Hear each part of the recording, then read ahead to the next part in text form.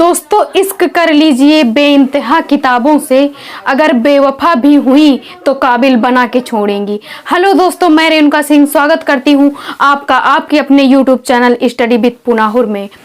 दोस्तों मैंने अगले संडे कहा था कि मैं हर संडे आपके लिए कुछ स्पेशल लेकर आऊंगी, तो मैं आ गई हूं आज फिर से। वैसे मैं आप सभी को बता देना चाहती हूं दोस्तों कि मैं कोई विशेष विषय नहीं पढ़ाऊंगी, आप सभी मतलब कोई भी ह्यूमैनिटी का विषय आपको पढ़ा दूंगी। तो मैंने अगले वीडियो में गंगा नदी तंत्र समझाने का प्रयास किया था, तो उम्मीद करती हूँ कि आप सभी को अच्छा लगा होगा और समझ में भी आया होगा। तो मैं आज आपके लिए कुछ इंटरेस्टिंग फैक्ट लेकर आई हूँ जो आपको अच्छे भी लगेंगे और लोग इनमें कंफ्यूज भी हो जाते हैं। तो आइए शुरू करते हैं आज का पहला प्रश्न। तो क्या है हमारा दोस्तों आज का पहला प्रश्न? पहला प्रश्न है हमारा दोस्तों सूर्य ग्रहण। सूर्य ग्रहण की स्थिति कब होती है? दोस्तों जब सूर्य और पृथ्वी के बीच में चंद्रमा आ जाती है।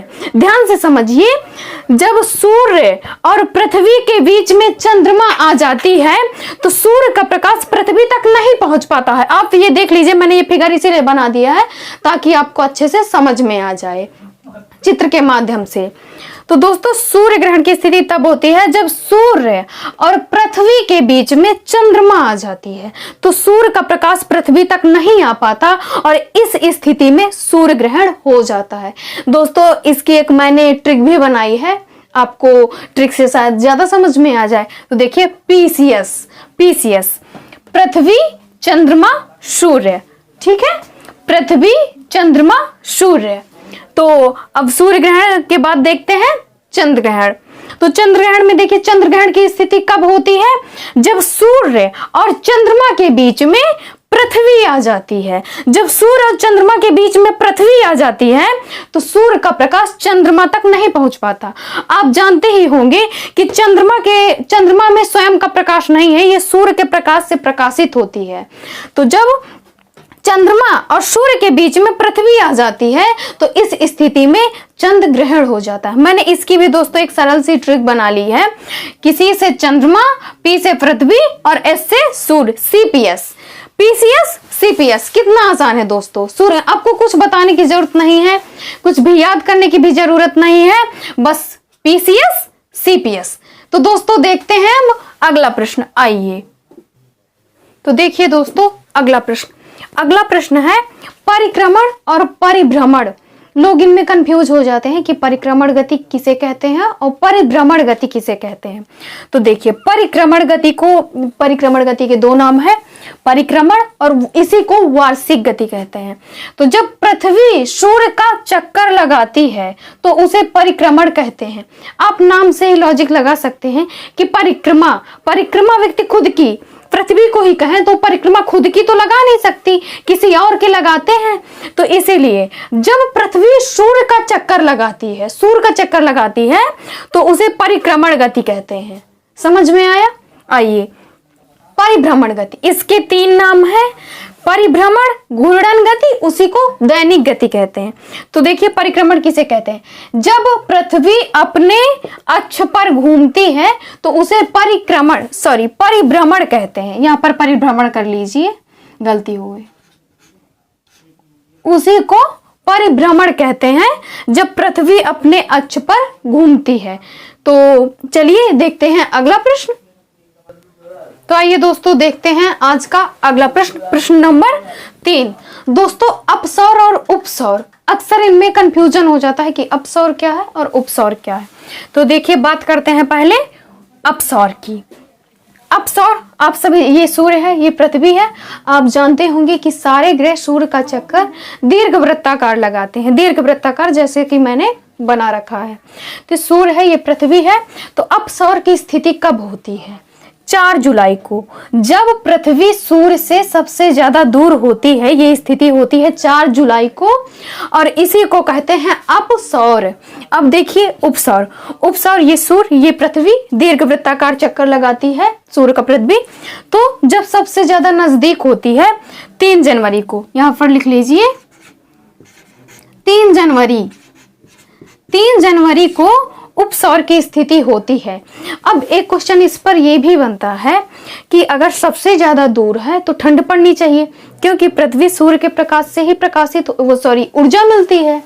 पृथ्वी को सूर्य से ऊर्जा मिलती है, गर्मी मिलती है। तो जब दूर है तो सबसे ज्यादा ठंडी पड़नी चाहिए और जब पास है तो गर्मी पड़नी चाहिए, लेकिन ऐसा नहीं है। अब जनवरी है, आने वाली है जनवरी, सबसे ज्यादा गर्मी, वो सबसे ज्यादा नजदीक हो जाएगी और ठंड भी पड़ेगी। जबकि नजदीक है तो सूर्य है, ऊर्जा देता है, तो गर्मी पड़नी चाहिए। तो ये है पृथ्वी का 23.5 डिग्री अपने अक्ष पर झुका होना। ध्यान से समझ लीजिए दोस्तों, पृथ्वी का 23.5 डिग्री झुका होना ये सब बदल देता है। कंफ्यूजन हो जाती है कि जब दूर है तो ठंड पड़नी चाहिए। तो समझ में आया आप सभी को? चलिए देखते हैं अगला प्रश्न। तो आइए दोस्तों देखते हैं आज का अगला प्रश्न। तो आज का अगला प्रश्न क्या है दोस्तों? ज्वार और भाटा। इसकी परिभाषा मैं आपको बताऊंगी कि ज्वार किसे कहते हैं और भाटा किसे कहते हैं। तो पहले ज्वार देखिए। चंद्रमा तथा सूर्य की आकर्षण शक्ति के कारण किसी जल राशि का ऊपर उठना ज्वार कहलाता है, जो कि मैंने परिभाषा लिख रखी है। चंद्रमा तथा सूर्य की आकर्षण शक्ति के कारण किसी जल राशि का ऊपर उठना ज्वार कहलाता है। और दोस्तों सेम परिभाषा भाटा में भी होगी, बस थोड़ा सा परिवर्तन है।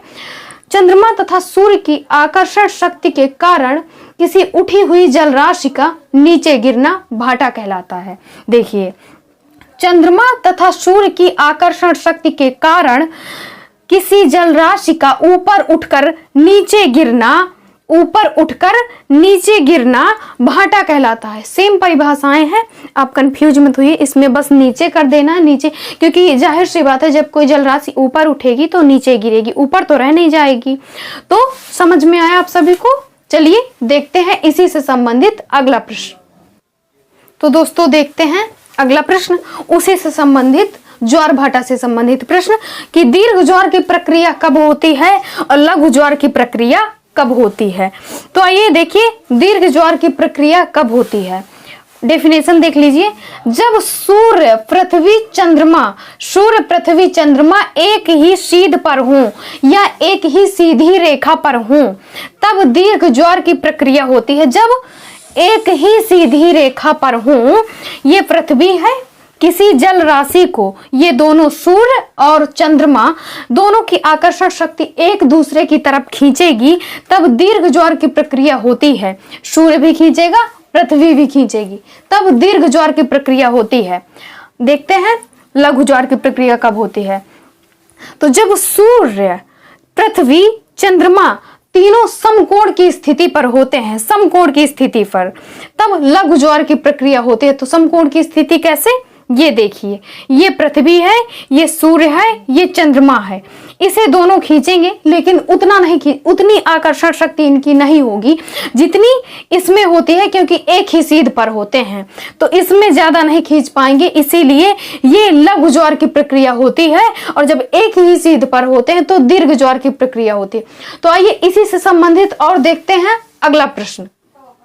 तो दोस्तों देखिए ज्वार भाटा से ही संबंधित अगला प्रश्न तो क्या है? अब तक का सबसे ऊंचा ज्वार कहाँ आया है? अब तक का सबसे ऊंचा ज्वार कहाँ आया है?